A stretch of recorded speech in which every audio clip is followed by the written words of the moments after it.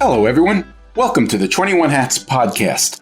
I'm your host, Lauren Feldman. This week, we meet special guest Ben Knepler, who, along with his co-founder Nelson Warley, came up with an idea for an outdoor chair that they believe could be a game changer. They liked the idea so much that they quit their corporate jobs, they raised money, they borrowed money, putting their own homes at risk. They fought through the pandemic, they found a manufacturer in China, they launched on Kickstarter, they found another manufacturer in Cambodia, and then they ran smack into the brick wall of President Trump's second-term tariffs. Or, as George Harrison almost put it, if you try to sit, I'll tax your sturdy portable folding chair that could create a whole new category of high-end outdoor products, except you'll probably have to try to sell them in some other country. 'Cause I'm the tariff man. Even in good times, owning and running a business can be a lonely pursuit. Our hope is that these weekly conversations will let owners know they are not alone in facing challenges. In fact, that's the whole idea behind the 21 Hats community, engaging with other owners to get the kinds of insights only another owner can offer. If you're interested in learning more, step one is to sign up for a free trial of the Morning Report, which highlights the most important news of the day for business owners so you don't have to go looking for it. Step two is to get on our Slack channel, where you can ask questions, get vendor recommendations, and tap the wisdom of a very impressive crowd. Just search for the 21 Hats Morning Report to sign up for a free trial. Joining me this week on the podcast is Ben Knepler, who is co-founder of True Places, a startup that is trying to create a new category of outdoor products. And by the way, Ben will be hanging out on the 21 Hats Slack channel on Tuesday and Wednesday this week, in case you have any questions for him. The episode is titled, I'll Tax Your Seat. Welcome, Ben, our special guest today. It's great to have you here. Ben, you've had a very interesting journey building True Places. I want to ask, at what point have you been most excited and confident about your business? And what's the vision that you had at that point? Well, Lauren, thanks for having me. It's great to talk to you.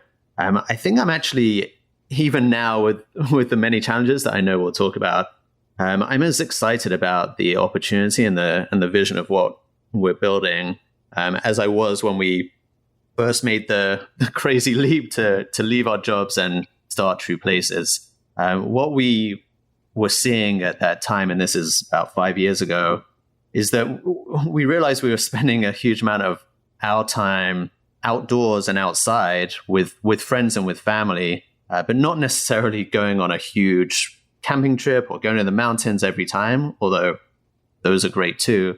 But we were spending hours and hours every week in the situations that you can kind of describe as just outside your door. It might be in the backyard with your family, around a fire pit. It might be on the sidelines of kids' sports games, could be in local festivals or concerts in the park, or block parties, and the list goes on. There are all these different situations, and people are spending a huge amount of time, and it's really meaningful time. But when you look at what people are taking with them and using in those situations, it's usually old, uncomfortable camping gear that wasn't really designed for those occasions and those purposes. And once you see something, it's really hard to unsee it. We started digging into it more and more and trying to understand the category and the types of products that we could maybe create. But we realized that this was a huge aspect of people's lives that is a massive behavior, but no one was really designing and creating products for this aspect of people's lives. So that's what we set out to do. And the vision of creating this brand and this company that is really focused on that part of people's lives is something that we were excited enough to start the business around. And we remain as excited about that vision. And so our first product is a portable chair, because we noticed that in all of these situations, that at least in the US, people are mostly sitting for hours and hours, and they're usually sitting in generally low quality, uncomfortable, old camping chairs that weren't really designed for that situation. And so we set out to try to solve that literal pain point, but also to try to build a brand for more broadly for these occasions and this part of people's lives. Can you give me a sense of what the ultimate vision was? How big an opportunity did you perceive this to be? Well, I think it's massive. When you think about the outdoor industry, it's really dominated by what we would call the great outdoors and going hiking and mountaineering and all of those activities.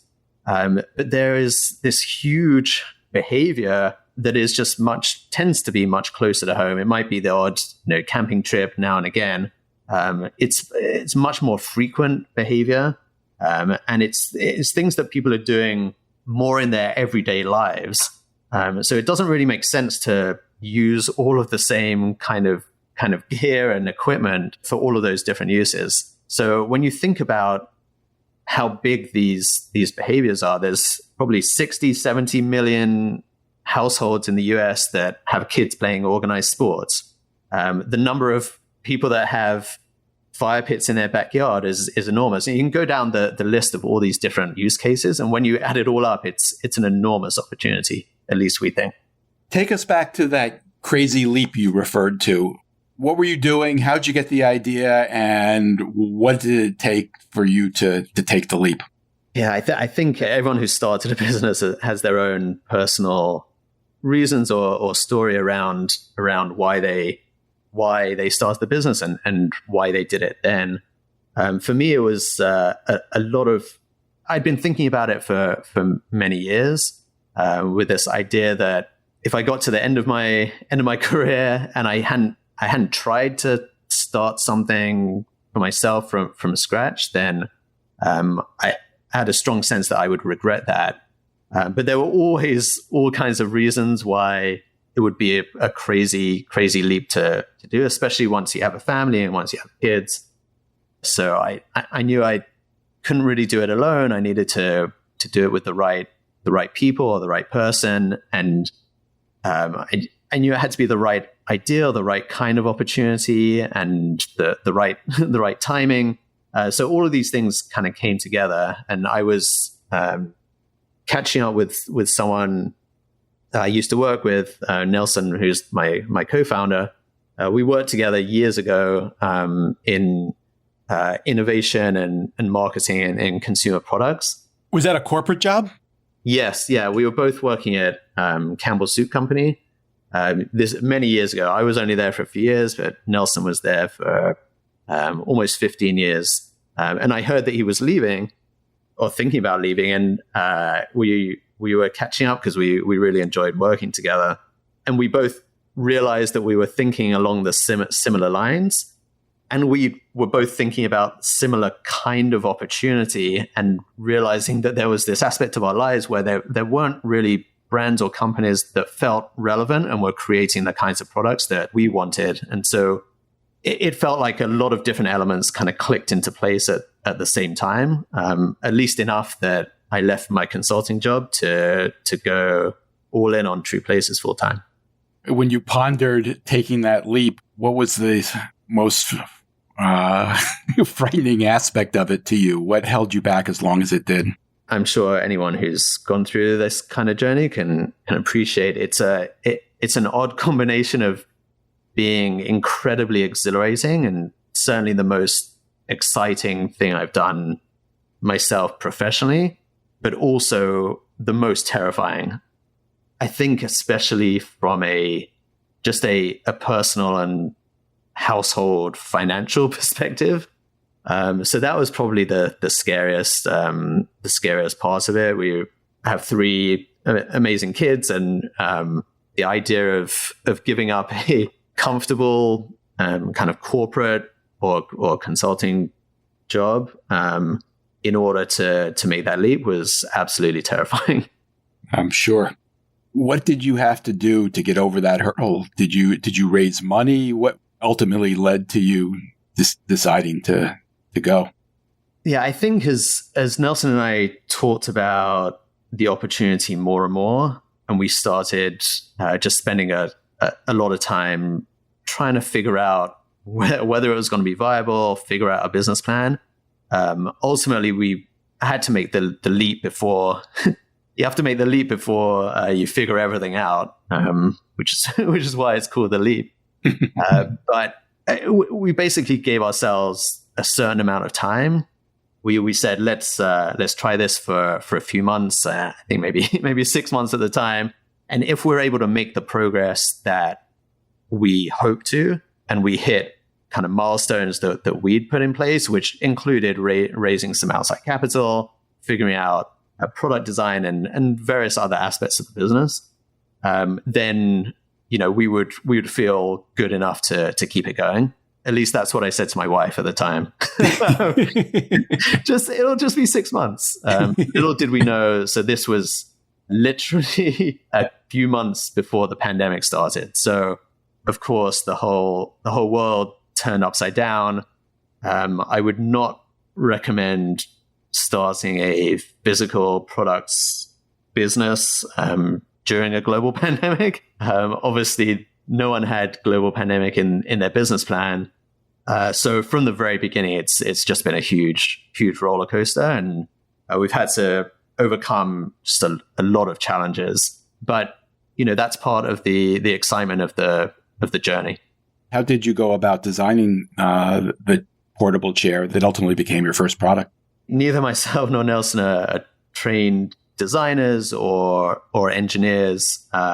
We were able to do a lot of pretty good consumer research very quickly. That's an area that we did have some background in. So we had a very good idea pretty quickly of what it was we wanted to create.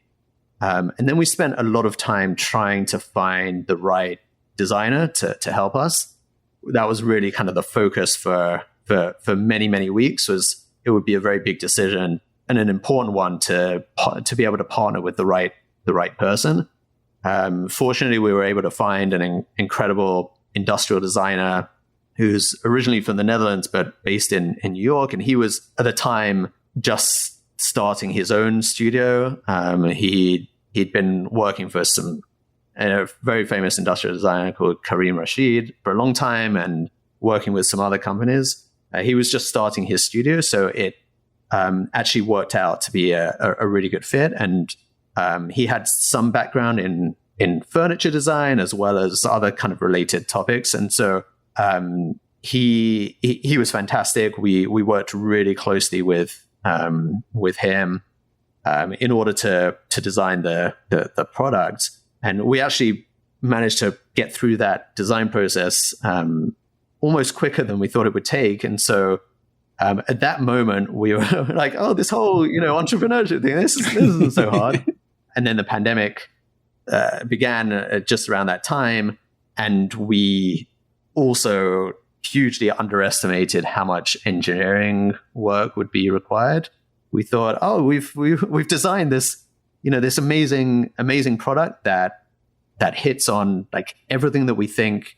Well, not only ourselves, we want in these like moments in our life, but everyone that we've spoken to and all of our consumer research points in the same direction. And we know that we've designed the best portable chair that there's ever been, but then actually making that a reality. So turning from the design to a physical product, and then beyond that to one that you can produce at some kind of scale, is an enormous process that we definitely underestimated. I want to ask you about the engineering and the factory, but first, tell me about that consumer research. What were you looking to find out? Yeah, so we'd done a lot of research on just the overall market side of things, and this again, like I was pretty comfortable with from my background as a consultant. You get to understand industries pretty quickly. We knew, for example, that there'd just been very little innovation in this category over time. Anything that existing companies had been doing was really trying to remove as much cost as possible. So just to make the cheapest possible chair. And really it had come from a design perspective originally of how do you make something that folds up that you can somehow sit on. Like that's how the original traditional camping chairs were created. And we knew that we wanted to take a completely different approach. how do we create a real chair and almost a piece of furniture that people will love sitting in? And then how do we figure out how to fold it and make it really portable? So coming at it from a completely different perspective. But we had a lot of conversations with consumers, just trying to understand how these kinds of products fit into their lives at the moment and what it is they're looking for. So that was kind of very basic research. We then went off and created with our industrial designer some like potential directions.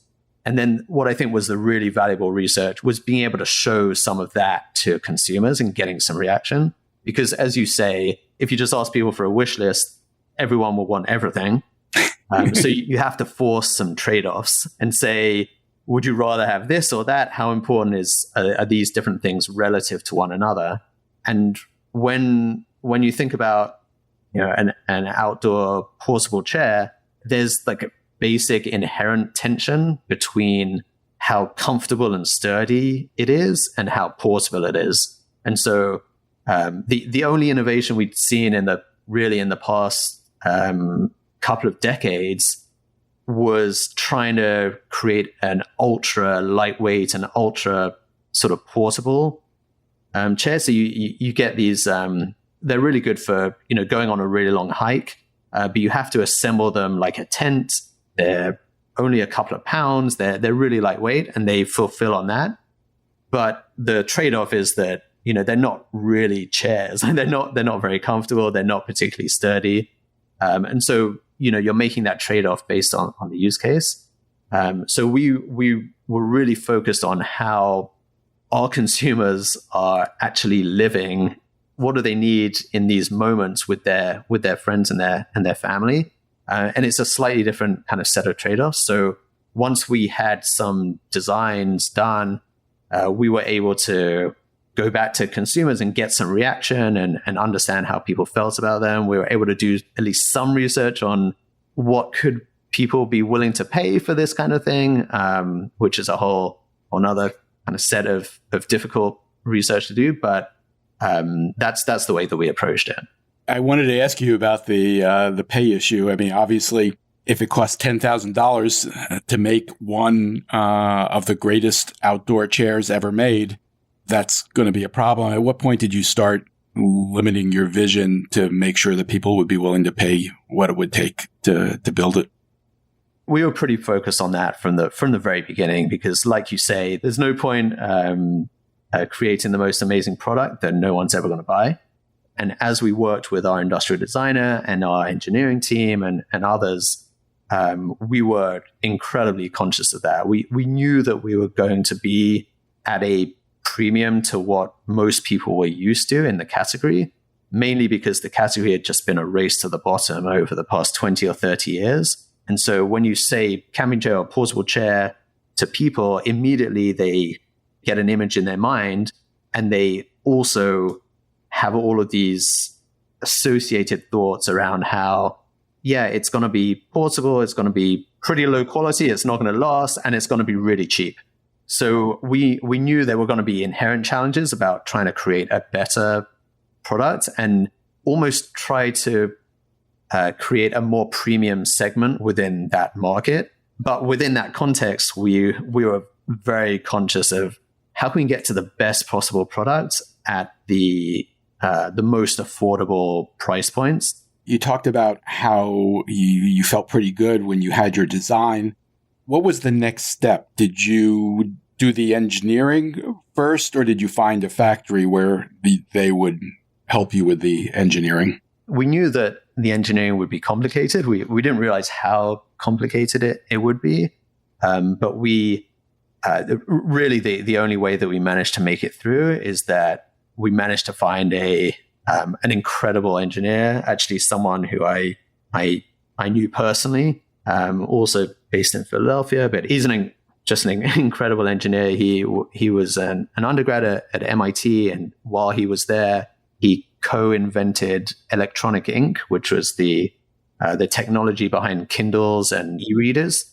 And he is just an incredible mechanical engineer as well. And so we didn't realize how complicated the mechanical engineering and the geometry would be. It's not rocket science, but it's actually not trivial to create an incredibly comfortable chair that can fold very compactly. And so we now have patents on the folding design, and the result was fantastic, but it took a huge amount of work to get there. I never imagined that my name and Nelson's and others would be on patents for a folding chair, but again, that's part of the journey. Once we had got the engineering to a good enough point, and we could really start thinking about there's a process called design for engineering or engineering for design for manufacture, which really involves how do you take the prototype and figure out how you're going to be able to manufacture it at scale. So once we got close to that point, then we really started engaging our manufacturing partners. And how did you find that manufacturing partner? Yeah, we again, this was a huge challenge because it was really in the middle of the pandemic, and so we couldn't travel to meet people. It was, again, looking back, it feels like it's a miracle that we made it to market. Altogether, you've picked a really interesting time to start a business. Right, exactly. It seemed like a good time, when we started, but you never know. We spoke to a lot of people in the industry. It became clear immediately that the actual manufacturing and assembly of these kinds of products just doesn't really exist in the US at all. At all. I mean, there are a couple of like very small shops that make kind of like old style lawn chairs. We've spoken at once or twice to groups that make more kind of military equipment. But basically everyone that we spoke to explained that the actual like manufacturing and assembly of this kind of product, and it really varies across categories. So this isn't sort of a general statement across any kind of product. But for what we do, like, it's a very particular combination of hard goods and soft goods. So you have the kind of metal frame, but then the fabric and like very specialized fabrics. And the way that it's assembled is requires a lot of expertise. And we'd created a more sort of premium version of what had been done before. And so when you add all of that together, you have to go to where all of the expertise and the scale of this kind of manufacturing is, which at the time was like 99% in China.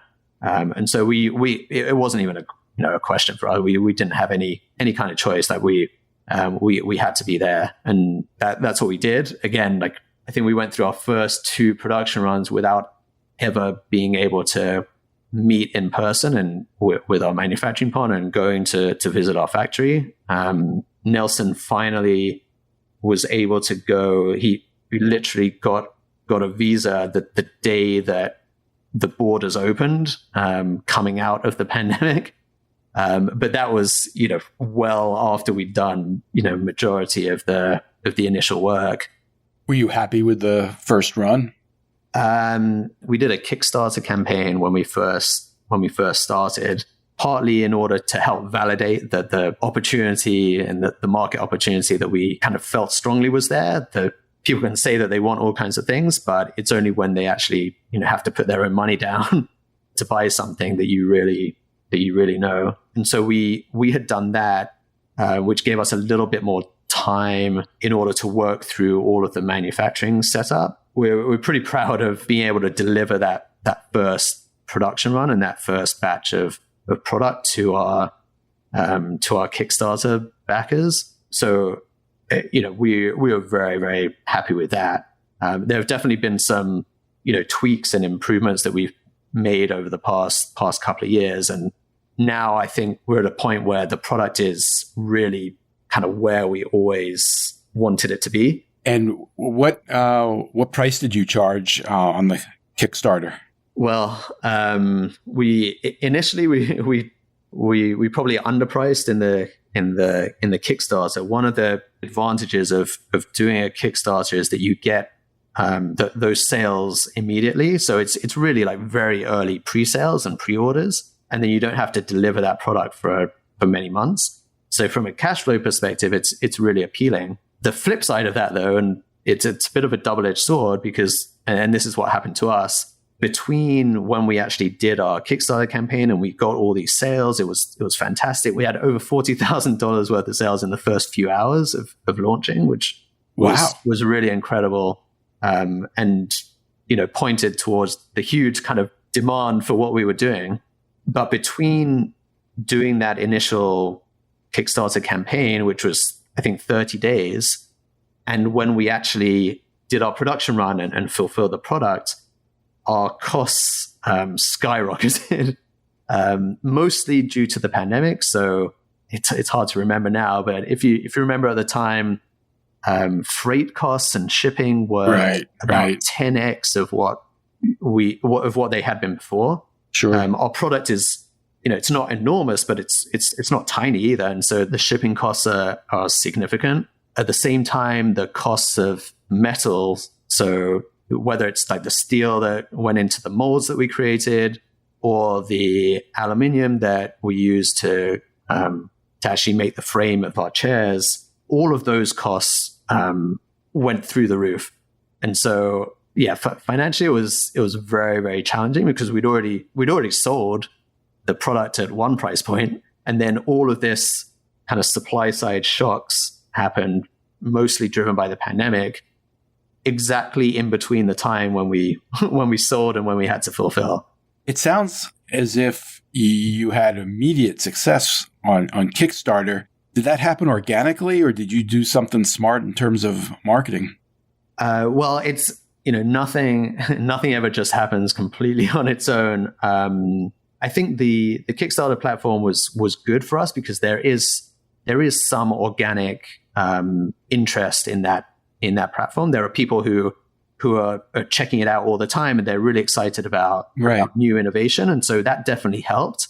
At the same time, in conjunction with that, you need to help drive some of your own demand. And so we started doing some social media advertising, and it wasn't a huge amount. It was relatively little, but the combination of those two things really, really helped. So what was the next channel that you used to sell? So since the Kickstarter, we've been almost exclusively direct to consumer through our own website, so through trueplaces.com. And that was always our plan for various reasons, but it was a fairly seamless transition from being able to fulfill the Kickstarter orders to selling on our own website. Did you think about Amazon? Yes, we thought about it. We continue to think about it. It's not a channel that we've done up until this point, but we debate it all the time. I think there are some very significant pros to doing it and very significant cons to doing it. Ultimately, we've landed on not doing it for now, but that could well change. It's obviously a huge market. That's where people go as the first place they go for any kind of product. I think over 40% of product searches start it within Amazon. So it's an enormous channel, enormous market. We didn't think that we would be able to, at least at the very beginning, really tell the story of our brand and our product in a way that it would make sense to people in that context. So, most people are searching, and then it's really a price comparison immediately. As I mentioned previously, the market in our category is dominated by essentially private label traditional camping chairs. And so if that's what people are used to, and they're used to those price points, when they see something that is significantly more expensive, they're not going to pay much attention to it, at least in that kind of context. And so for those and other reasons, we've not done it yet, but that could change. Before the tariffs hit, had you reached a point where you were able to produce enough of the chairs to meet the demand that's out there? It's kind of a delicate balance when you're trying to get a physical products business off the ground and trying to, we're still very much a startup. So cash flow is just, incredibly challenging. And it takes it takes about 3 months from start to finish to go through an entire like production and get the product into our warehouses in the US. And so that's like a lot of time where you have to make a lot of outlays in terms of cash. And so it's kind of a delicate balance with how much do we produce. One of the challenges that we had at the beginning, it's still a bit of a challenge, is that we're a premium product. So we're not talking about, millions of units. And so we run up against minimum order quantities, whether it's trying to get enough of our sort of special outdoor fabric that we kind of helped co-develop. But, it's much more efficient to produce that at much larger scale. And the same with our kind of entire product. And so our bigger challenge has been getting through the cash situation in the context of minimum order quantities. So, but given that we've sold out, multiple times, but we try, not to do that too much, because that's obviously frustrating for the consumers. So it's as you know, like these kind of operational factors really end up being like delicate balances. So as we start to talk about tariffs, can you just give me a snapshot of where the company stood, at the beginning of the year? Some sense of how big it is and how many you were selling. Do you have employees?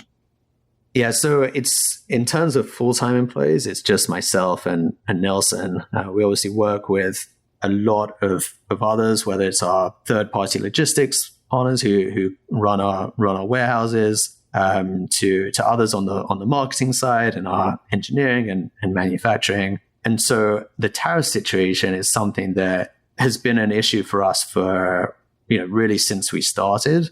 It's something that I've been trying to raise awareness around for a couple of years. So well before the current situation, I wrote a series of articles and just posted them on LinkedIn, not thinking that many people would actually read it, but more almost for cathartic reasons for myself, because it was such a terrible situation even then. So in the first Trump administration, they instituted 25% tariffs on a whole variety of different kinds of products that were coming from China. And so even though we didn't have any other option, we got caught up in that, and we had to pay a 25% tariff on everything that we produced and brought to the US, which was almost like an enormous anchor on our business. Almost kind of killing our business in and of itself. So last year, we've been looking for many years, but finally last year we found a viable alternative to manufacturing and assembly in China, which was a new partner in Cambodia. So for the best part of the last year, we've been moving our manufacturing from China to Cambodia. So we're now actually in the middle of our very first production run with our new factory in Cambodia, which is exciting, but also incredibly stressful given the current situation. It sounds like it took a long time to move to the Cambodian factory. What did that entail? I think most people, and there's no reason why most people would know what really goes into manufacturing anything. And again, like a lot of variations across different categories, but it's actually a very kind of complex process, part of which involves before you can actually make anything, you have to make all of the equipment and the tools and the molds that you use in order to make the product. So in order to produce, you have all this, it's called tooling, but it's essentially all of the tools and equipment that the factory uses in order to produce your product. And it's incredibly expensive. We've had to, invest in that. And that was all residing at our previous factory. So we had to figure out how to get hold of all of that. And we own it, but it's complicated to actually get it out of the previous factory and get that moved, not just out of the factory, out of the country and to Cambodia. Why is that complicated? It's just a lot of equipment that is not that easy to physically move. And the your existing factory has very little incentive to kind of help you with that. And so Sure. it just takes time. And, in the meantime, it's literally like the lowest priority on on anyone else's list except for us, right? Of course. So that's complicated. It's also, there's a lot of like knowledge and expertise that has been built up through the relationship with any factory that you work with, but through their experience of actually making your product multiple times. And so through the course of 3 or 4 manufacturing runs, every time we make little improvements and little tweaks, and our manufacturing partners gain more knowledge of what potential issues are and how to solve them.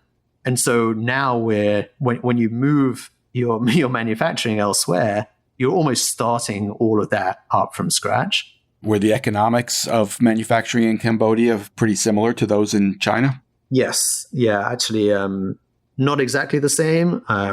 It's hard to fully explain and unless you've actually been there, just the scale of the infrastructure and just the scale of expertise and interconnected like supply networks that really exist in China. And so nowhere else can fully sort of compete with that, but it's at least sort of good enough for us.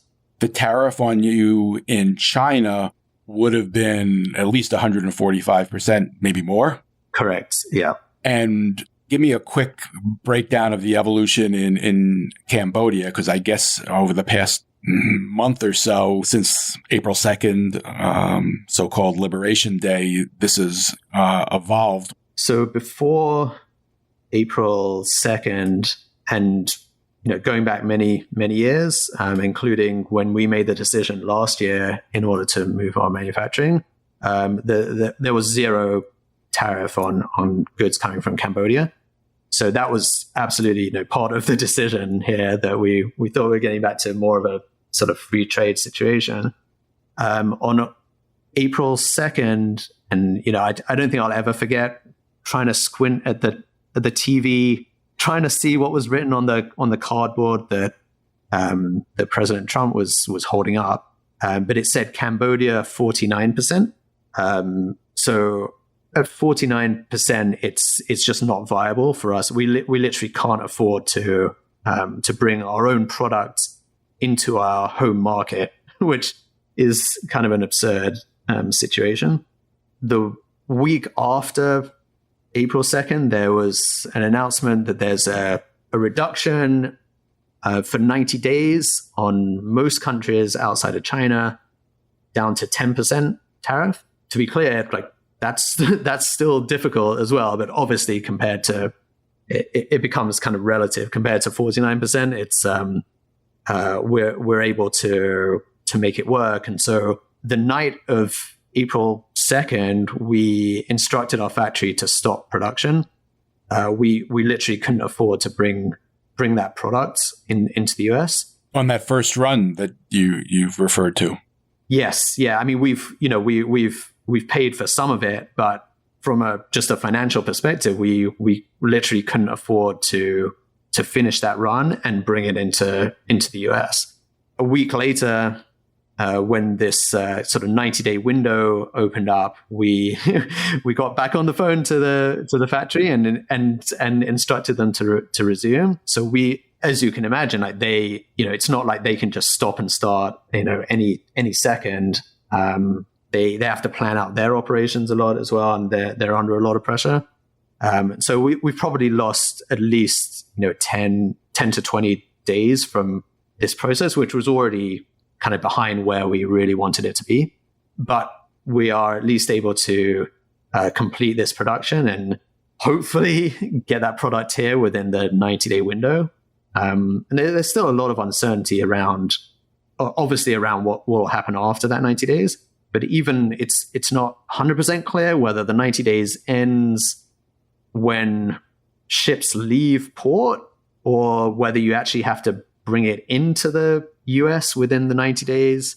And what happens if there's, essentially like a huge traffic jam off the coast? There's a lot of uncertainty that is still creating a lot of stress. And then we're still left with the question of what's going to happen after the 90 days. And it's just, an incredibly frustrating situation that was bad enough last summer when I wrote those original articles. I could see that it was going to get worse. I couldn't imagine that it would get this much worse. I could also see that most people don't really understand multiple things. They don't understand what a tariff is. They don't realize that it's just a tax. They don't understand who pays it, and when they pay that. That's because there's been some, I would say, deliberate misinformation about that to suggest that it's paid by the country where the goods are made. Correct. People have been told for multiple years by the politicians that we're putting a tariff on China or on Canada, whatever it is, and it makes it sound like a parking ticket that getting someone else to pay. But the U.S. government has a lot of power, but it doesn't have the power to tax anyone except its own citizens or people that are doing something in the U.S. So the tariff is paid when you bring the product into the US. And that's mostly done by US businesses, whether it's finished goods or inputs to domestic production. People certainly don't understand the broader effects, and it gets very complicated. I mean, economists will disagree about exactly what's going to happen, but understandably, most people aren't thinking about international trade. If you try to talk about any of this to someone at a party, I mean, their eyes are going to glaze over.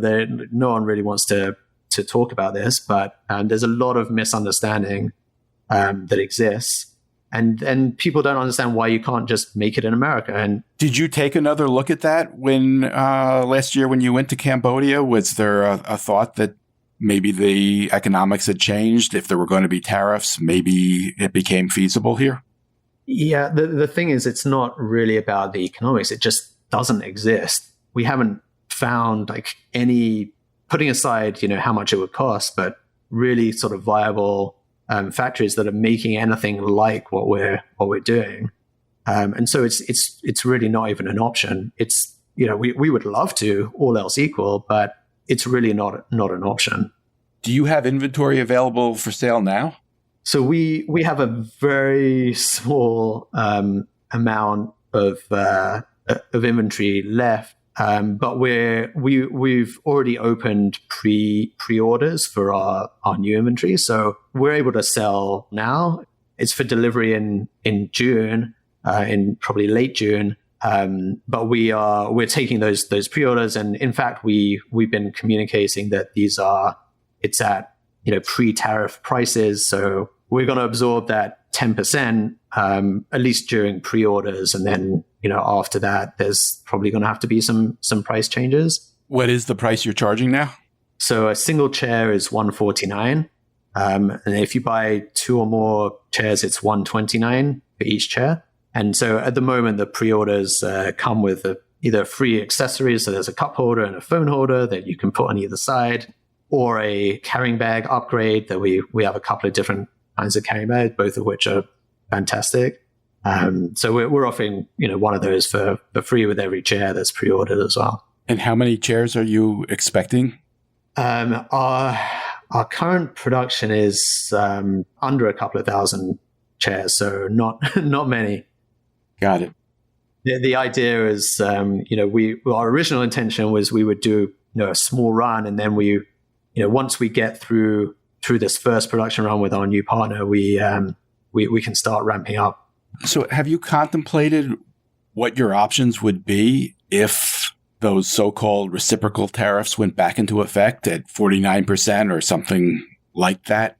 Would you have options at that point? Well, I think there are kind of two main options. The first that everyone sort of naturally thinks of is, well, you just raise your prices. That's not really an option for us, partly because of the scale of the tariff. So there's no way that we would be willing or want to raise our prices commensurate with that.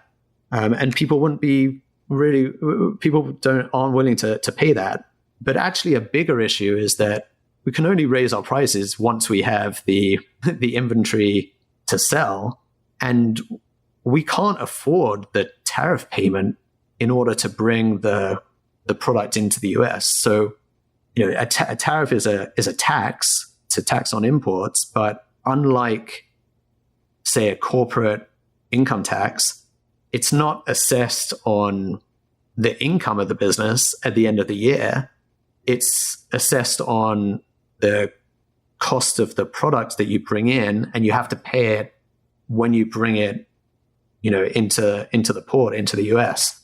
And so we literally can't afford to pay those taxes at 49% in order to bring our product into the country. So we don't even really have the option, even if we were willing to, of kind of raising prices. So that's one path, which isn't really an option. I think our only other viable option in that scenario, which again is really tough because we're a US business. We do everything in the US except just the the manufacturing and assembly of the product. We do everything from design, engineering, all the way through to distribution and advertising and customer service and warehousing and fulfillment. We do all of that here in the US. We'd probably have to start selling in other markets outside of the US. So instead of shipping our product to the US, we could start shipping it elsewhere. That would be very complicated. You'd have to duplicate all of those services you just described. Correct. We don't currently technically we accept orders from Canada, but the shipping is very expensive. But we don't really operate in any other markets outside the US. We always had it in our longer term vision of the company that we would expand internationally.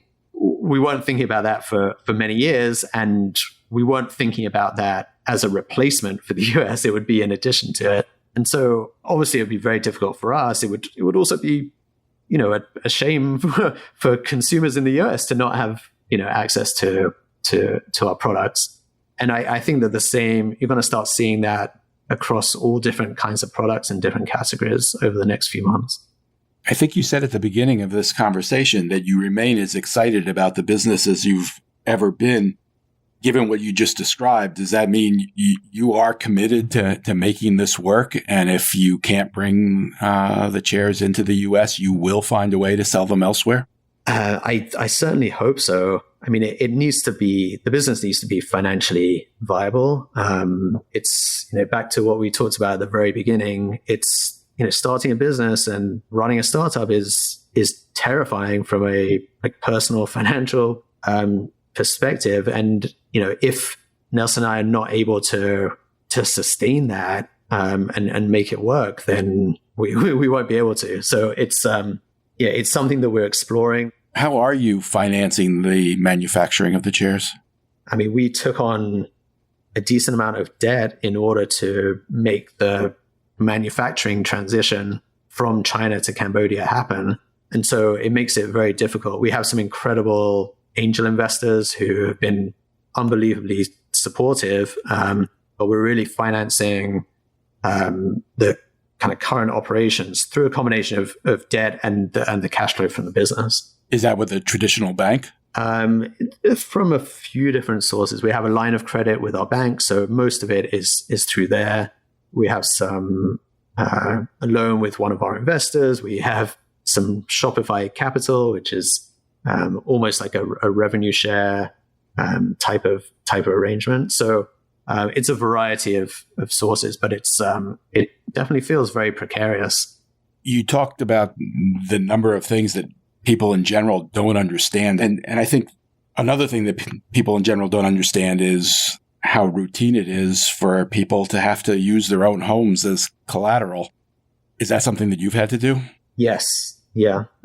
Between Nelson and myself, that we at least a portion of the debt, I think we're personally liable for.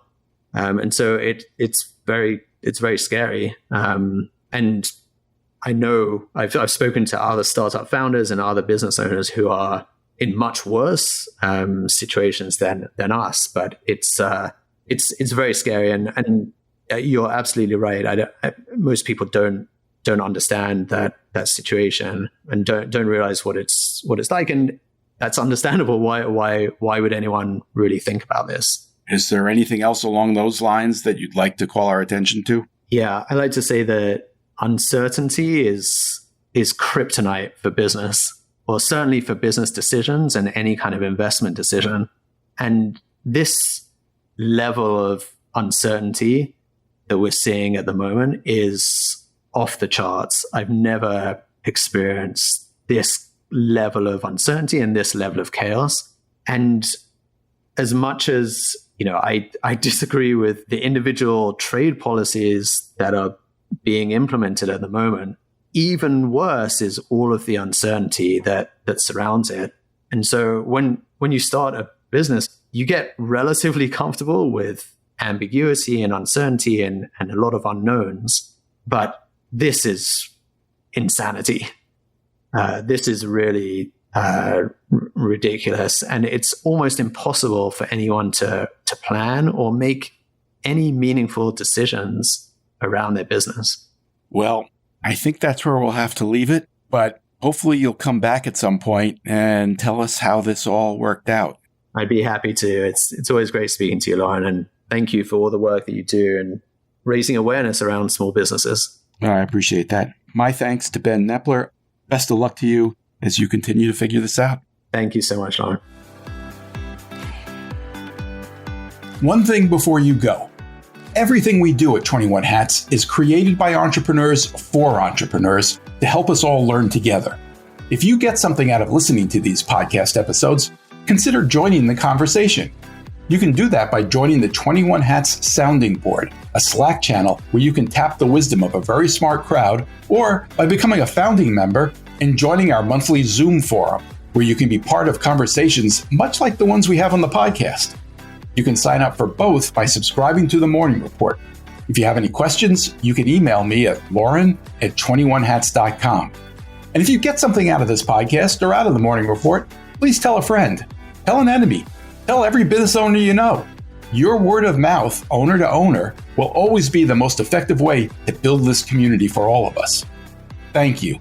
It means a lot. This episode was produced by another entrepreneur, Jess Stuberon, founder of Blank Word Productions. Thanks for listening, everyone.